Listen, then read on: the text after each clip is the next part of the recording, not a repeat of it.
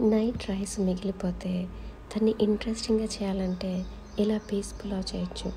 Bread fry చేసి పక్కన పెట్టుకోవాలి. కొంచెం ఘీలో క్యాష్నట్ కూడా ఫ్రై చేసి పక్కన పెట్టుకొని ఆనియన్స్ ఫ్రై చేసి ఆయిల్ వేసి ఆనియన్స్ వేసి జింజర్ గార్లిక్ వేసి పచ్చిమిరపకాయలు ఇలా గ్రీన్ పీస్ వేసి కలిపేసి కొంచెం సాల్ట్ వేసి మూత పెట్టాలి. పసుపు కూడా వేసాను. మూత పెట్టాలి. అది మగ్గిన తర్వాత ఈ రైస్ అండ్ పుదీనా కొంచెం గరం మసాలా ఉప్పు వేసి కలిపేసి అది బాగా కలిసిన తర్వాత ఈ బ్రెడ్ ముక్కలు ఇంకా క్యాష్నట్ వేయించాం కదా అది కూడా కలిపేసి సర్వ్ చేయాలి. అండ్ దీనిలో కావాలంటే నిమ్మకాయ కూడా పిండుకోవచ్చు, బాగానే ఉంటుంది.